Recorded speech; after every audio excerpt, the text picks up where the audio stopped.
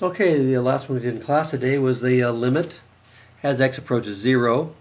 And this is another trig limit that's going to be very important when we get into derivatives, especially. 1 minus the cosine of x over x as x approaches 0. Now if we try again to substitute, what's the cosine of 0? That's 1, so I've got 1 minus 1, which is 0, over 0, which is indeterminate. So I can't do substitution, so we're going to try to put this in our calculator.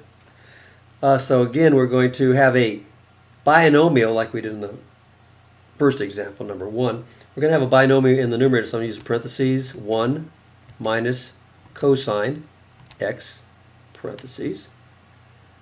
Now I've got a parentheses around the cosine x, and I need another parentheses because I'm enclosing the whole numerator. So watch those double parentheses. Be very careful on that. Then divided by, and I only have one term at the bottom, so I don't need a parentheses there, just x. And we're going to use Zoom 4 again just for consistency. So let's take a look at this and look what happens. Now again, even if we had a hole, if we have a hole there, we can't see it. Even if we could see it, it would be blocked off in this particular case by the axis because it goes through the origin. But it looks like it's approaching 0, not 1 but 0 from the left and from the right. Okay, so we can verify that using tables, so we get more of a numerical idea of what's going on. So we go to second table, and I'm going to approach 0. So again, I can start at negative 1 like we did before for the sine x over x. So start at negative 1, and we can go down and we can go over here 0.1 by tenths. Okay, and let me clear that just to make that 0.1. All right, and then we just take a look at the tables. And as we get closer and closer to 0, negative 0.9, 0.8, 0.7, 0.6, 0.5, 0.4, 0.3, 0.2. And we pass that. So as we get to the left, as we're to the left of 0, okay, we get very, very, very close to 0. And as we get to the right, come from the right of 0, we get very close to 0. So it looks like it's going to be 0. And we get some verification there. And again, we can go back to table and get that a little bit closer. Instead of starting negative 1, we'll start at negative 0.1, and we'll go by hundredths, 0.01, and take a look at that. And there we go. So negative 0.1, 0.9, 0.8, 0.7.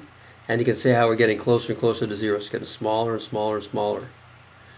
5 100ths, 45 thousandths, 4 100ths, 35 thousandths, 3 100ths. Okay, 25 thousandths. This is like 20 thousandths. So it's getting closer and closer to 0. And there we are at 0. And we have our error. That's where we had the indeterminate form. And it's symmetrical also.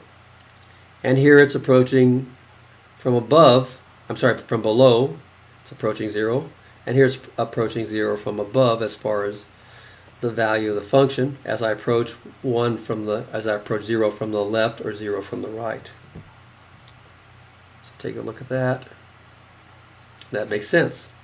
So the value is approaching 0 from below or above as I approach 0 from the left or as I approach 0 from the right. Okay, so that's how we use our calculator to give us a graphical and numerical justification for the value of a limit.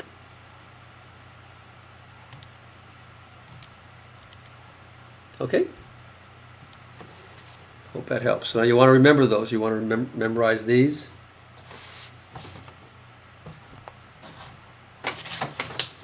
Okay, the limit as x approaches 0. They're both 0. Sine of x over x is 1, and 1 minus the cosine of x over x is 0. So these are the two you want to memorize.